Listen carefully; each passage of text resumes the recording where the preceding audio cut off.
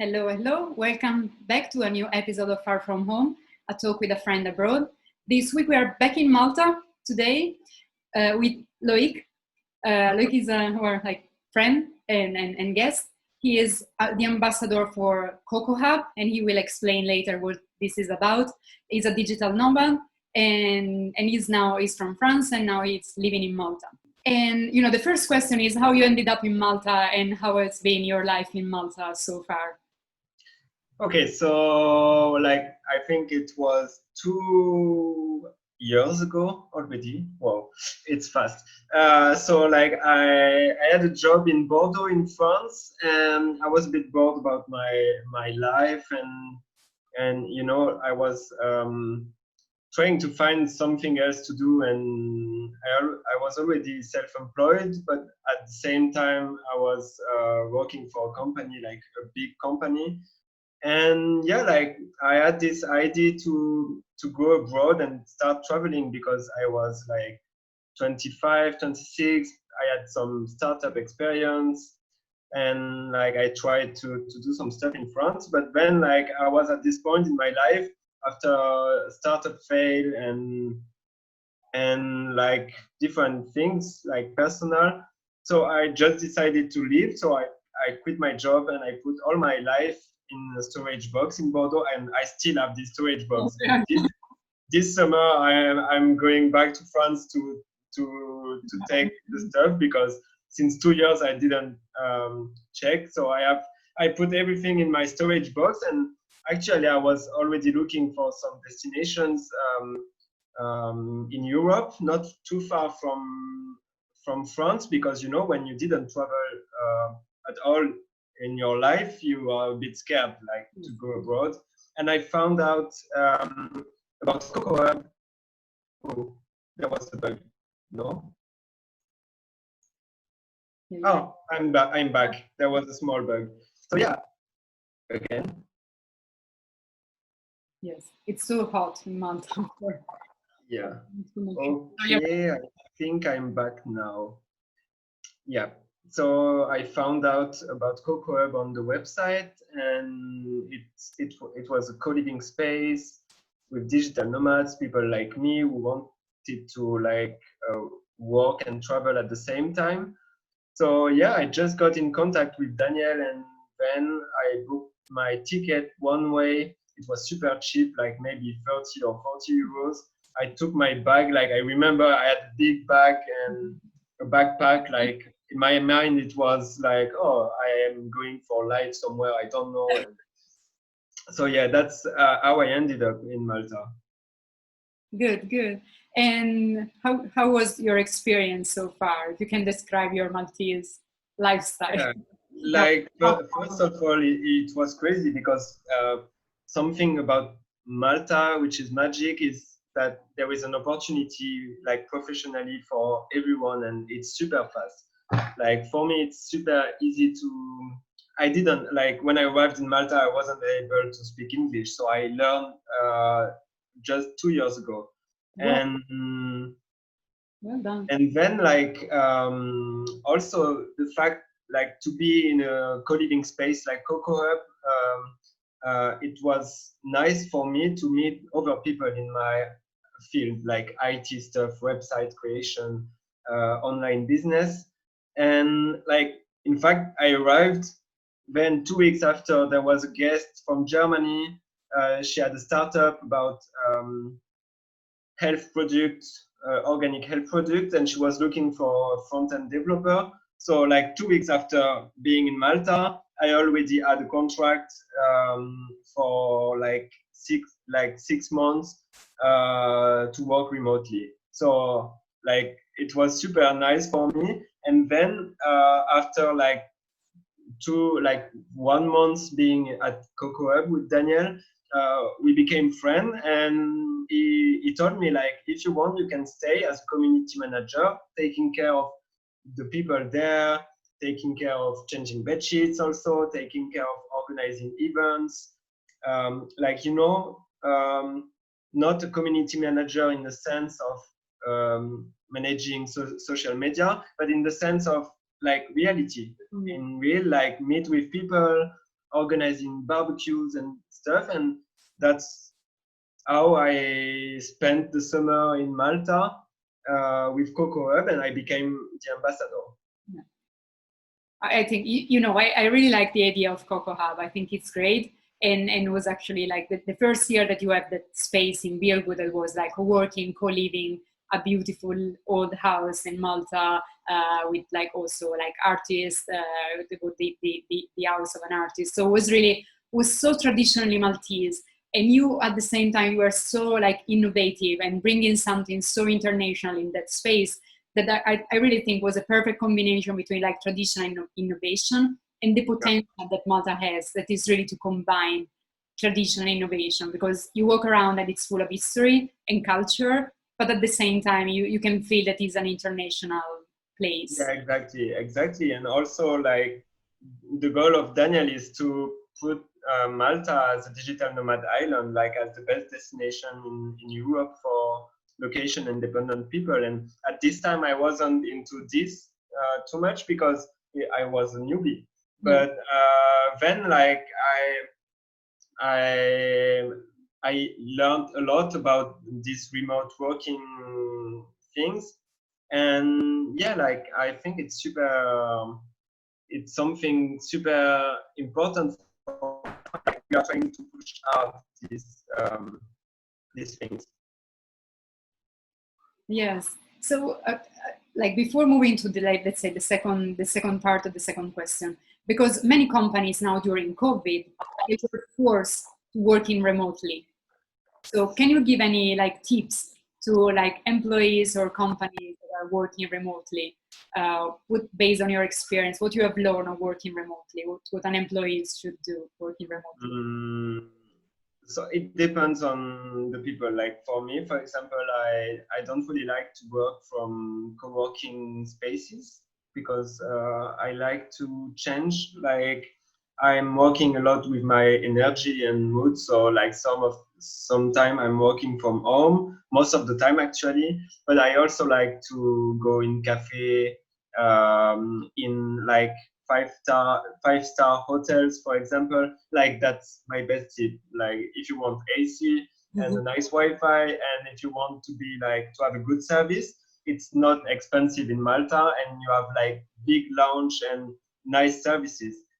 Also, sometimes you have a rooftop with swimming pool, so you can take your computer, work a bit on the computer, and then going to swim.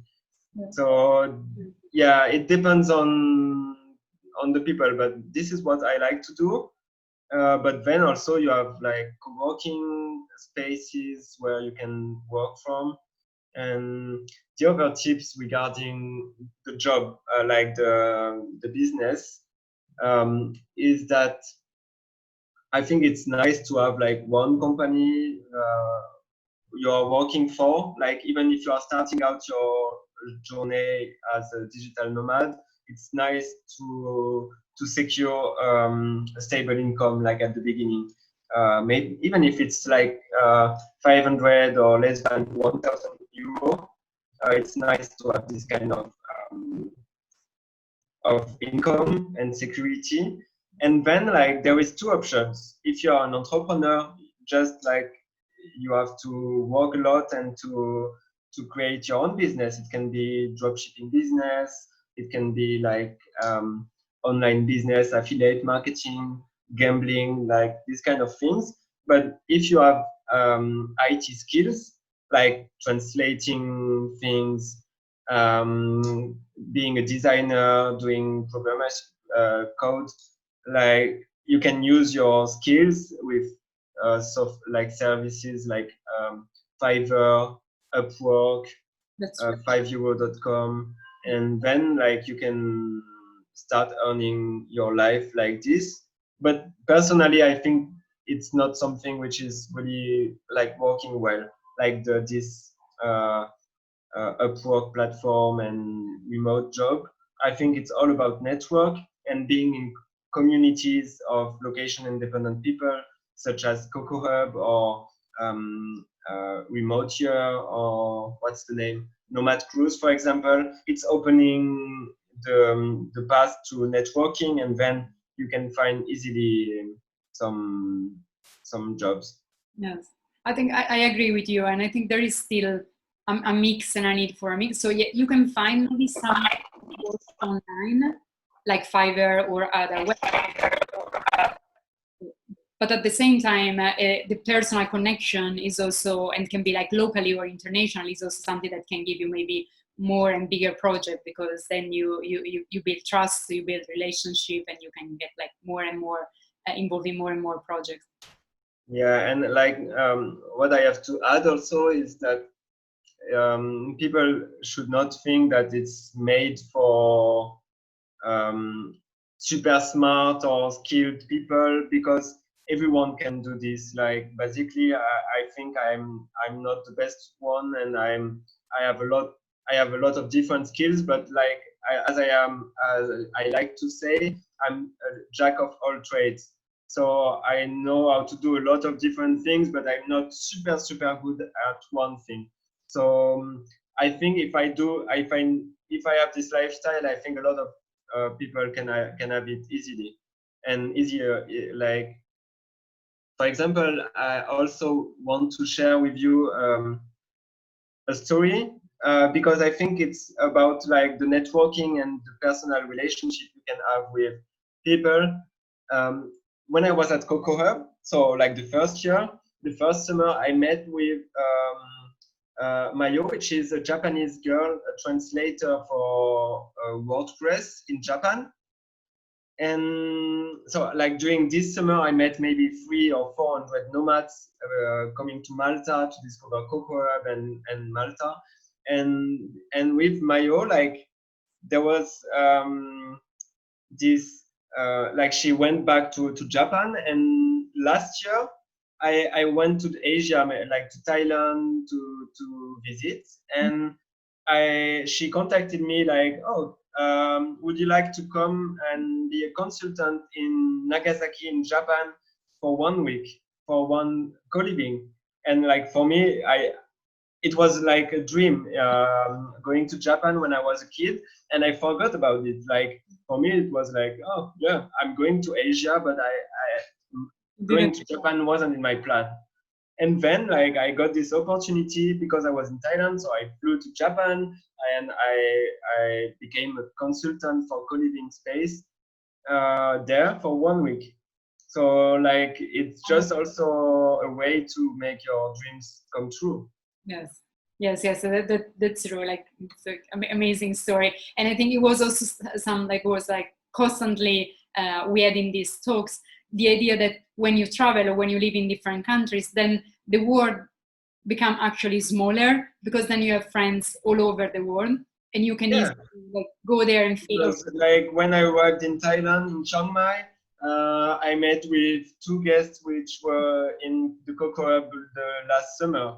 So actually, I know that now, actually, when I'm going to different cities in the world, I'm pretty sure that there will be someone I already met. Yes, that's really. Yeah, that's cool. Yeah, that's super cool. Good. And then like COVID came also to Malta and to Europe and to France. And how was for you, like personally, professionally, like challenges or? Like it was challenging because first of all I was alone here, like, and I have a side business. Like I'm renovating old houses and doing Airbnb with it, and so it's like another business. And the thing is, like, when you had the lockdown, then how do you do? How do you do? You need to find different solutions, and I had to find these solutions. And also business-wise, like I would say, because I'm running a digital agency, so like I'm not anymore doing my job as a freelancer only. I have a business partner, and we created our company, so we have some clients. And the thing is, like, the first week of the lockdown, 80% of our clients stopped with us because it was language school, and it was like businesses which were in this field. So like no student, no marketing, nothing. Like, so yeah, we sat with Pauline, my business partner, and we made a plan like how can we get more clients, what can we sell, what can we set up. And after 1 week we found like a new client, so the business was going to the normal. And the thing is, like I said to all my friends and my family, for me that's just normal, like nothing is changing because I'm working from home already. So what you are discovering now, for me it's already the normal. Yes. So it's not changing anything, it's just like a bit of adaptation. But yeah, like we had some ideas about creating e-commerce websites. We had like a lot of different ideas, and when the business was there and the clients were here, so yeah. And then yeah, the only thing personally was that because you are in lockdown, even if you are used to work from home, sometimes you become crazy because you are alone. Exactly. Because maybe you want to go to a bar to work from there, but you cannot because Yeah, actually, I spent my birthday alone in the apartment. So yeah, it wasn't funny, but that's life. Like that's okay. yeah. But yeah, like what I can say also is like I have a super good business partner. So Pauline is doing an amazing job, and she's a machine to sign and to find contracts. Good. That's a good support. Yeah. I would like to pick like something that you mentioned before, and like you working remotely, and because you mentioned, yeah, anyone can do it. It's not about the skills, but I think it is about a skill that is to be like to have like self-discipline and to organize yourself, because some people, they need someone else to check on them.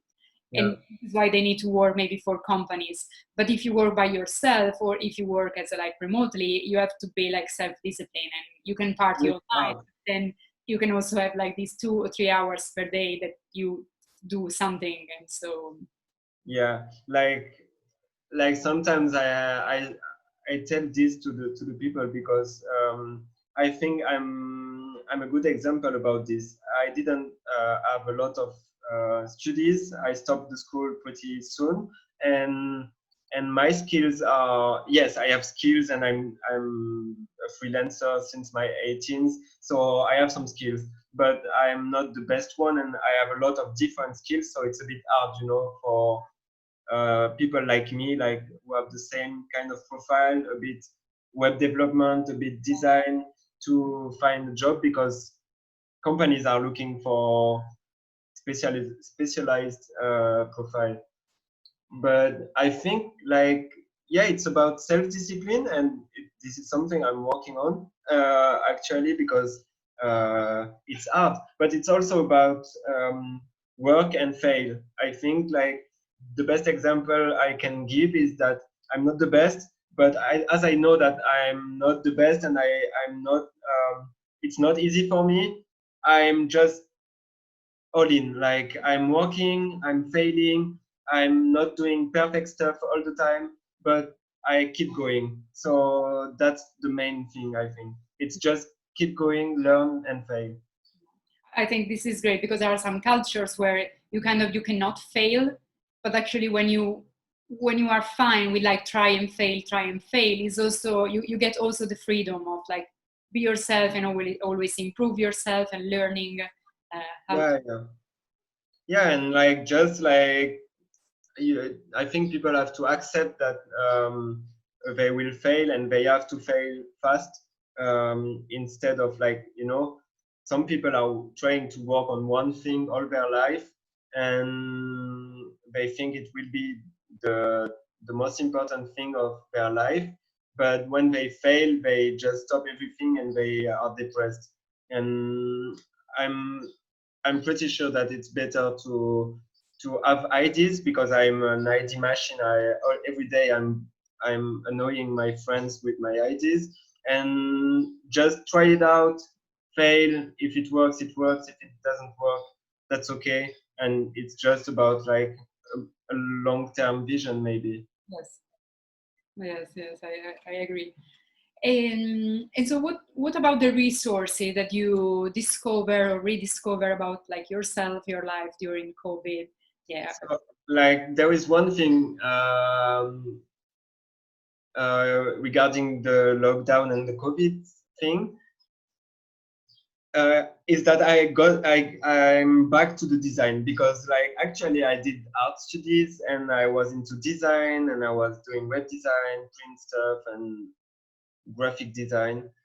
And then at some point I stopped everything when I was maybe 21, 22. I stopped everything because I was bored about doing this for my school, and I didn't like clients anymore because they are always asking like, maybe my cousin told me the blue is the color of 2020, so you should put blue. So like design is a bit hard with clients. Not for the design in itself. It's for the clients that is. Yeah, for the clients, because like it's super subjective. So they want to convince that you are not doing your job properly all the time, and it's a bit hard. Like when you are susceptible, like me. So yeah, I stopped everything. But then when I get like when the COVID came, I decided to get back to this art stuff. So I painted walls and did some graffiti in the house I'm renovating. Like, you know, just trying to get back to art and also to design. So like I have new design contracts sometimes. Yeah, so it's something good which happened in the COVID lockdown. Yes. And regarding the resources, um, the online resources. So I subscribe to a community of rebel entrepreneurs called Vienna, which is nice. Like I didn't know about it a bit because Mino is part of it already. Also, Mino, which is an ambassador for Coco.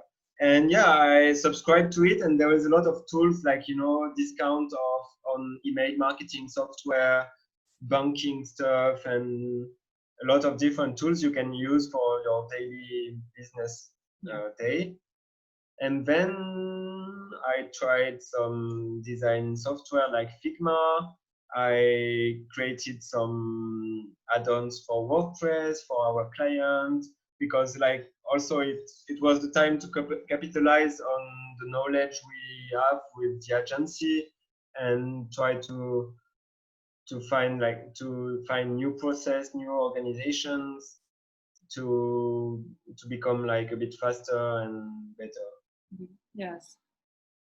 That's good and that's interesting. I think it's something that also happened to others. It's the idea of finally I have time. Actually, maybe I have less time because we are working even more with all these like online calls. But it was also is a time where I can like focus like internally on my company, myself, and maybe like capitalize everything or explore something that was there, like parked somewhere in my life, and now I can take it and have a look at it and maybe transform it for the future. So Yeah. good. Yeah, that's good. We're almost at the end of our talk now. There is a message to your country in your language, or what do you say? I know you're going. Yeah, I'm going to see them tomorrow, but I can do the message because I'm sure they will watch the video. So yeah, what can I say? I have a lot of people to. I need to do it in French. No? Yes, French. Then you Okay. for our Maltese and international friends. Ok, ben du coup, en premier, je vais faire un gros bisou à ma maman. Je vais faire un bisou à ma maman, un bisou à Jade que je retrouve demain soir. Et ensuite, ben, à la famille, à la CIA bordelaise et à tous les gens que je vais croiser cet été. Je suis de retour. Voilà. Voilà, merci. Thank you. Thank you very much. If you want to translate it also in English for the people who... Yeah, like I was just saying that I kiss my mom and I say hello to Jade, and oh, I forgot to speak about my grandfather. So, but he won't watch the Facebook video. And yeah, the family in Bordeaux, all my friends, and yeah, just saying that I'm coming and let's party. That's good. Yeah. So actually, I want to ask one last question, because there is this idea of like, when you are abroad, you are actually in between. So in between the two countries, in between, and these talk are called like far from home, because there is this idea like Malta is home, but also like France is home, or for me like Italy is home. So yeah, that's a big subject. Tell me your question, because I have something to say about this. Okay, you can say. Yeah, no, like, so the thing I have to say about like being far from home is that you have no home anymore, and Yeah. like I don't feel like Malta is my home. I don't feel like France is my home, like a bit more, but like I don't know, like I'm feeling like there is nowhere for now. Actually, for now, there is nowhere where I feel home, and I don't care really about being in Malta or France or different places, and that's hard. Like now I'm getting used to, but I had like some months, maybe last year when I came back from Asia, where I was like, yeah, but where am I living and where is my home? And that's sad, but I think also that's just a different point of view. And when you want to settle somewhere, you settle somewhere. And now, like for now, I settled in Malta, and this is my home. Yes, but for a few years, and then I will move somewhere else. Yeah, exactly. There is no long-term plan, or everything is a long-term, but is also. Yeah, it depends also on the project and your goals. Like for example, being location independent and like a digital nomad, it's nice if you're a freelancer or if you're a business owner. But if you want to settle a proper business, you need to stay at least 1 or 2 years somewhere, to have a structure and to organize everything, and then you can start to to travel again. Yes, I agree. It's like as everywhere is no, because it's everywhere, because as we mentioned before, you can have like friends, you have friends all over the world, but then Yeah. it's nowhere, because yeah, there is still this question where I will like settle, and maybe will be like here, maybe will be like Yeah, I think it depends also on love. like also like if you find someone where like, because like you are not always with location independent people, so maybe your girlfriend or your boyfriend is not is working in a proper job, so you need to also adapt yourself to this kind of stuff. So yeah, there is. yeah, that's also true. Maybe there is also a phase in life where you can do it, and then if there is someone else you cannot, or you can do together, or you have a long distance relationship. So, and then you'll figure it out. I think this is also what you get when you start like traveling, is also the flexibility. It's not Yeah, exactly. like Yeah, it's all about the flexibility, and that's the good thing, because then you can adapt yourself to the one you love, and then like for me, like just like if my girlfriend have a weekend in 2 weeks, I can say okay, so I will come with you and go somewhere else. Yeah, true. Okay, I guess it's time, no? Yes. Thank you again. Okay, babe. Thank you, Viviana, and hope to see you soon. You too. And enjoy. Bye bye.